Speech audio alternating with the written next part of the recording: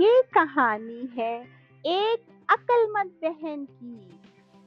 دو بہن اور بھائی اسکول سے گھر واپس آ رہے تھے تو بہن نے محسوس کیا کہ اس کا بھائی کچھ خاموش ہے اور وہ زیادہ بول نہیں رہا۔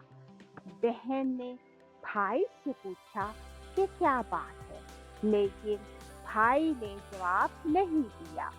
بہن نے باتوں باتوں میں معلوم کر لیا کہ اس کا بھائی اداس کیوں ہے اور خاموش کیوں ہے۔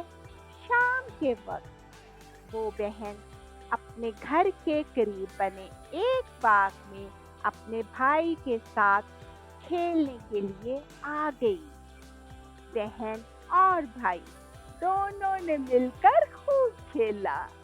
پھر بہن نے بھائی کو اپنے قریب بلایا اور کہا کہ بھائی، ابھی میں آپ کے ساتھ ایک کھیل کھیلوں گی، لیکن اس کھیل میں آپ نے ایک جگہ بیٹھ جانا ہے اور میں آپ سے کچھ پوچھوں گی۔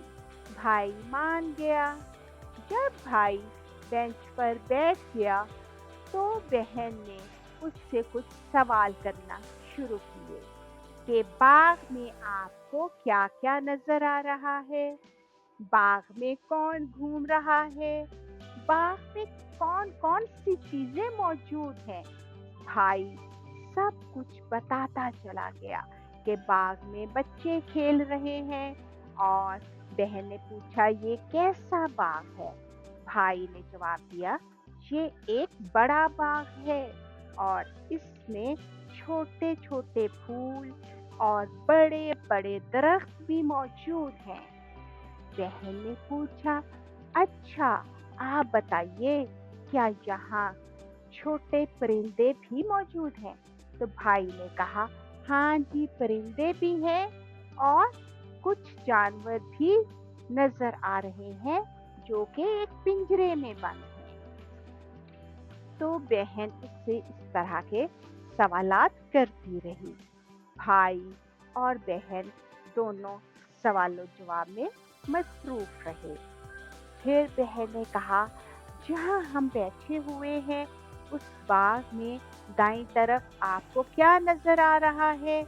تو بھائی نے بتایا کہ وہاں مالی ہے، اور ایک مالی جو ہے پودوں کو پانی دے رہا ہے اور دوسرا مالی پودوں کو ان کی تراش کر رہا ہے۔ بہن نے پوچھا کیا یہاں آپ کو کچھ اور بھی چیزیں نظر آ رہی ہیں؟ تو بھائی نے بتایا چوہا بھی ہے اور کچھ بچے جھولے بھی لے رہے ہیں اور پرندے اڑ رہے ہیں۔ اس طرح کی باتیں بھائی بہن کو بتاتا چلا گیا۔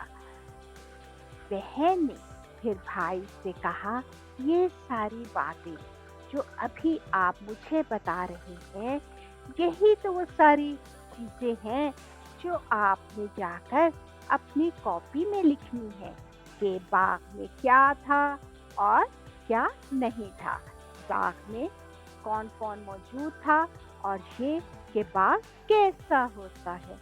تو بچوں، آپ نے بھی جب کچھ لکھنا ہو پہلے اس چیز کا مشاہدہ کیجیے، پھر اس کے بارے میں اپنی ماما یا ٹیچر کے ساتھ گفتگو کیجیے، پھر اسے لکھیے۔ اس طرح سے آپ کے لیے لکھنا آسان ہو جائے گا۔